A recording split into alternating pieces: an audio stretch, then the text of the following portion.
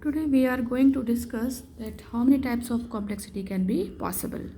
So types of complexity, we start from the lower. The first is constant time complexity, which is order of 1, The second is logarithmic time complexity, which is order of log n. And the third is linear time complexity, which is order of n. The next is quadratic time complexity, which is order of n square. The next is cubic time complexity, which is order of n cube.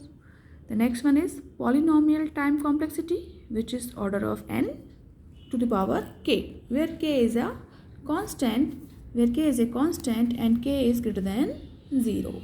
K is always greater than 0. The next is exponential time complexity, which is order of c to the power n. Here c is a constant and c is always greater than 1. In exponential, the c is constant, and in polynomial, k is constant. So let's understand few things with the example. Suppose we have two things, log n and n.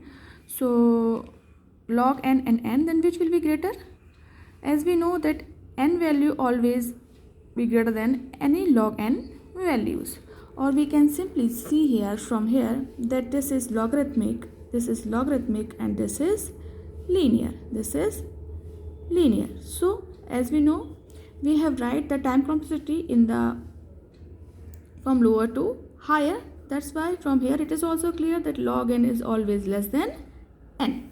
So if we take any power of n, if we take any power of log n, so it will always remain less than n. If we take power of 2, then always it will remain less than n, and if we take any power like this also, so it will always remain less than n. But if we do something like this, if we take log n to power n, then this will convert into the function, that's why this value become greater than n. So let's understand with an example also. As we know, I have written here log n is less than root n, but let's understand with the example by putting the value of n. If we put n value is 1000, and if we take the log of 1000 base 2 and root of 1000, then what value we will get? The root of 1000 will be 33, and the log 1000 base 2 value will be 10. So this proves here that log n is less than root n. And from the definitions also it is clear that log n is always less than n, because this is logarithmic and this is linear. Now move to the next. Suppose if we have 2 to the power n and n log n, then which one will be greater? Because this is 2 to the power n. So here we can simply see that n is not constant. We can change the value of n, but here 2 is constant because it's like c as a constant. So we can say this is exponential. This is exponential form where c is constant. So here 2 is constant. So n to the power log n, because here log n value is too small as compared to n, as we have seen here. And we also know that log n is logarithmic and n is linear. So here power is linear, 2 to the power n, but here power is logarithmic. So whatever power we will take, it will always remain less than 2 to the power n. So this is the exponential form, and this is the linear form, and in linear form we have log to the power n. So log n value, as we always know, this is logarithmic and this is linear, so log power always be less than power of n. So that's why 2 to the power n is always greater than n to the power log n. So suppose we have 2 to the power n, n to the power n, and factorial n. We have three things. So what will be the relation between them? We have to cross check. Suppose if we have to cross check relation between them, so how we will do this?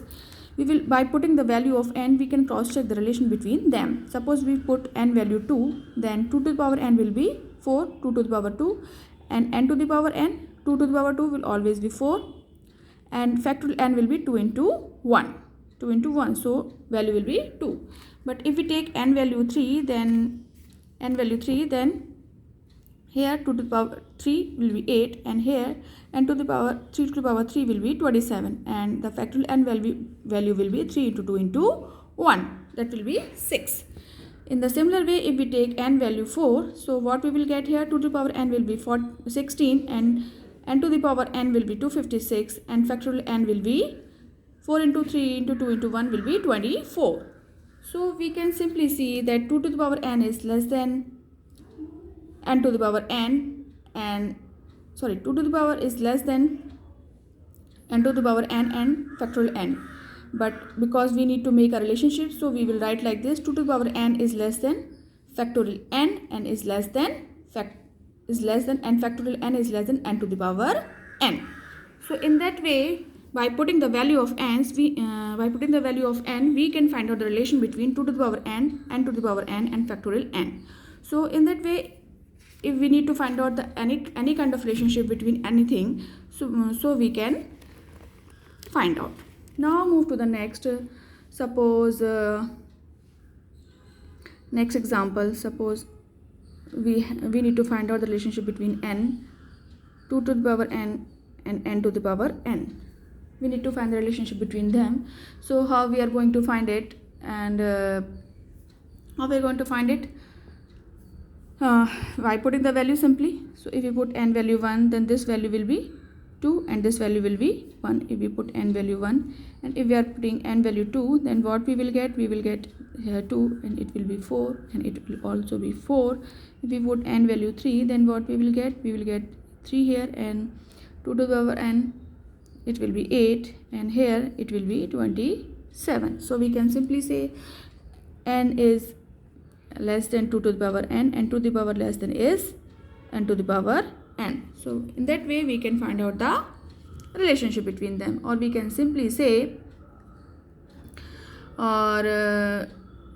we can simply say 2 to the power n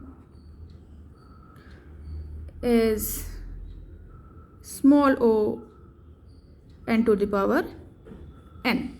We can simply say 2 to the power n is equals to small o n to the power n, because this is the upper bound. This is the upper bound, as we know. What is this? Then Fn is less than Cgn, small o. This is cannot be equal, so this is the small o. 2 to the power n is equals to small o n to the power n, which is upper bound. That means Fn is always less than Cgn after a particular value. So in that way we can find out the relationship between anything. By putting the value of n, we can cross check that which one is greater than and which one is less than, and we can find out the relationship.